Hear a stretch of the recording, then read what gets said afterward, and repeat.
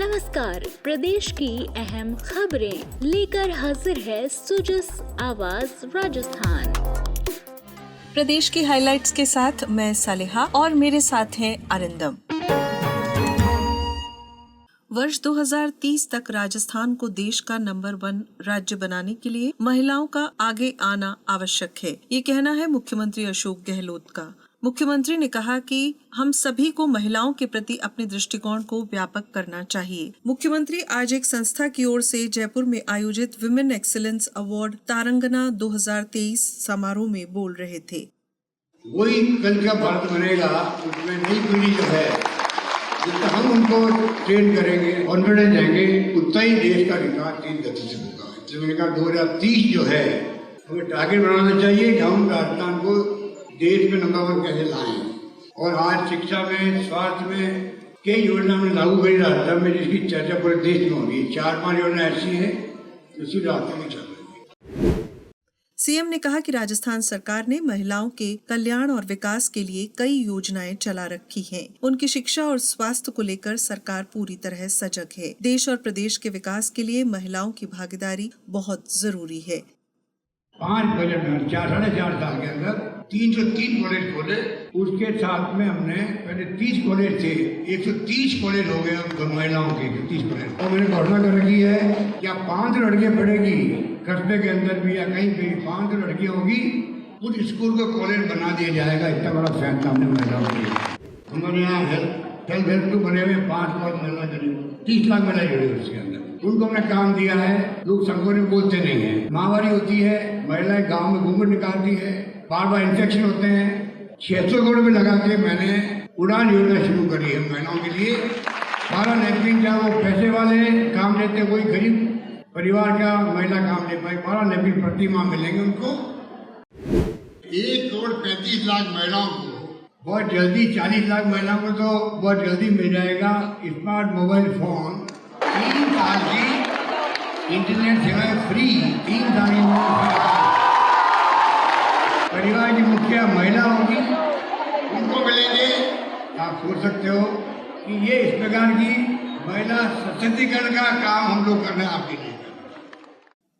इस मौके पर शिक्षा मंत्री डॉक्टर BD कल्ला भी मौजूद रहे। समारोह में बड़ी संख्या में महिलाओं ने उत्साह के साथ शिरकत की। और अब बात करें आज के दिन की, जो रहा कई मंजूरियों के नाम। मुख्यमंत्री अशोक गहलोत ने नए उप स्वास्थ्य केंद्र, रेलमगरा स्थित जलदेव माताजी मंदिर सासेरा में पर्यटन विकास के कामों को, पशु चिकित्सालय के भवनों के निर्माणों को और राजकीय उच्च माध्यमिक विद्यालय में कृषि संकाय शुरू करने के प्रस्तावों को स्वीकृत किया। श्री गहलोत ने बजट में चरणबद्ध रूप से उप स्वास्थ्य केंद्र खोलने की घोषणा की थी। प्रदेश में स्वास्थ्य सेवाओं के इंफ्रास्ट्रक्चर को मजबूत करने के लिए 70 नए उप स्वास्थ्य केंद्र खोले जाएंगे। इनके संचालन के लिए हर उप स्वास्थ्य केंद्र में एक महिला स्वास्थ्य कार्यकर्ता का पद बनाया जाएगा। इनमें सीकर में 11, नागौर में 9, अलवर और करौली में 6, सवाई माधोपुर में 5, भीलवाड़ा और टोंक में 4, जयपुर, चूरू और राजसमंद में 3, चित्तौड़गढ़, दौसा, जालौर, झुंझुनू, कोटा और उदयपुर में 2 और अजमेर, बारा, भरतपुर और पाली में 1 उप स्वास्थ्य केंद्र खोला जाएगा। राजसमंद के नाथद्वारा के रेलमगरा स्थित जलदेव जी माता मंदिर में सासेरा में पर्यटन विकास के काम करवाए जाएंगे। इसके लिए 10 करोड़ रुपए के वित्तीय प्रावधान मंजूर किए गए हैं। इससे मंदिर क्षेत्र में भोजनशाला, cement concrete pavement, panorama, parking area, pathway, sandstone छतरी, प्रवेश द्वार और सभागार के निर्माण सहित विद्युतीकरण के काम करवाए जाएंगे। इससे मंदिर में आने वाले श्रद्धालुओं को सुगमता होगी और पर्यटन को भी बढ़ावा मिलेगा। जयपुर के चाकसू, नागौर के कुचामन सिटी और झुंझुनू के नवलगढ़ में बहुउद्देशीय पशु चिकित्सालय के भवनों का निर्माण होगा। इसके लिए 2.5 करोड़ रुपए प्रति चिकित्सालय खर्च होंगे। इसके लिए 7.5 करोड़ रुपए के प्रस्ताव को मंजूरी दी गई है। इन चिकित्सालयों में मेडिसिन, गायनी और सर्जरी के विशेषज्ञ चिकित्सक इलाज करेंगे। यहाँ पशुओं की सोनोग्राफी, एक्सरे और रेफरल केसेस में आपात चिकित्सा की सुविधाएं होंगी। इससे पशुओं के इलाज के लिए पशुपालकों को दूर नहीं जाना पड़ेगा। इन चिकित्सालयों का निर्माण राजस्थान राज्य कृषि विपणन बोर्ड करेगा। प्रदेश के 50 राजकीय उच्च माध्यमिक विद्यालयों में कृषि संकाय शुरू होंगे। इनमें अध्यापन के लिए प्रति विद्यालय एक कृषि व्याख्याता के नए पद बनाए जाएंगे। जयपुर और अलवर जिले में 8-8, अजमेर में 5, सीकर जिले में 4, बाड़मेर, भीलवाड़ा, बीकानेर, डूंगरपुर और झालावाड़ जिले में 3-3, बूंदी, जोधपुर और नागौर जिले में 2-2, श्रीगंगानगर, जैसलमेर, जालौर और पाली जिले में 1-1 स्कूल में कृषि संकाय शुरू होगा। कृषि अध्ययनरत छात्राओं को प्रोत्साहन योजना में छात्राओं को दी जाने वाली प्रोत्साहन राशि में 3 गुना तक बढ़ोतरी की गई है। मिशन के तहत कृषि में अध्ययनरत छात्राओं को 11वीं कक्षा से लेकर PhD तक मिल रही 5,000 से 15,000 की राशि बढ़ाकर अब 15,000 से 40,000 रुपए सालाना कर दी गई है। कृषि आयुक्त ने बताया कि इस मिशन के तहत पिछले 4 साल में अध्ययनरत 84,583 छात्राओं को कुल 55 करोड़ 17,87,000 रुपए की प्रोत्साहन राशि दी गई है। राजस्थान सरकार की ये मुहिम छात्राओं को कृषि संकाय चुनने के लिए लाभकारी सिद्ध हो रही है। इससे न केवल छात्राएं कृषि के क्षेत्र में नवाचार कर रही हैं, बल्कि विकास में भी अपनी भागीदारी सुनिश्चित कर रही हैं। राजस्थान में पेट्रोलियम क्षेत्र में 22,838 करोड़ रुपए के निवेश प्रस्ताव हैं। इनमें से 10,200 करोड़ के प्रस्ताव नए हैं, जिन पर काम चल रहा है। ACS माइंस और पेट्रोलियम वीनू गुप्ता ने जयपुर में हुई बैठक में बताया कि 4 महत्वपूर्ण निवेशकों केयर्न वेदांता का 20,000 crore, oil India 663 crore, ONGC 1,050 crore और फोकस एनर्जी का 1,125 करोड़ का निवेश कार्य जारी है।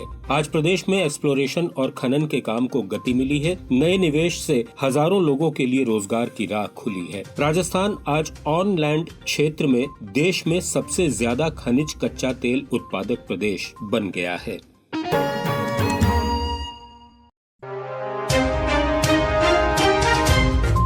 अब सुनिए जिलों का राउंड अप।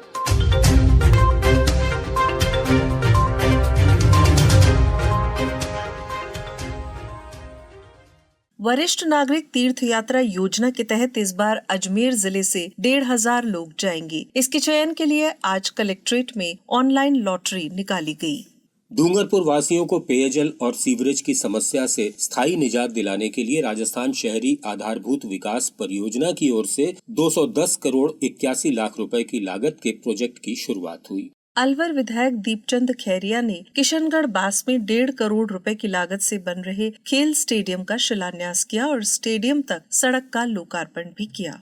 सीकर में जिला कलेक्टर डॉक्टर अमित यादव ने शहर के विभिन्न इलाकों का दौरा किया। उन्होंने शहर के सौंदर्यीकरण और सड़क निर्माण कामों का निरीक्षण कर अधिकारियों को जरूरी दिशा निर्देश दिए। उन्होंने कहा कि नवलगढ़ रोड पर पानी निकासी और पिपराली रोड पर फुटपाथ का निर्माण 30 जून तक कर लिया जाए।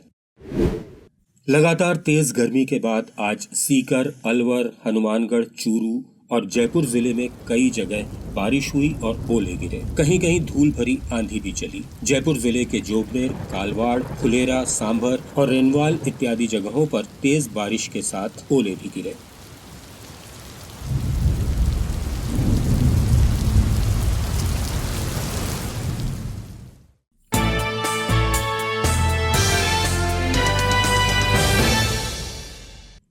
मुख्यमंत्री ने अपने ट्वीट संदेश में लिखा है कि देश के वीर सपूत अमर क्रांतिकारी प्रताप सिंह बारहट जी को जयंती पर सादर अभिवादन। स्वतंत्रता संग्राम में आपका अमूल्य योगदान जन जन के लिए प्रेरणादायक है।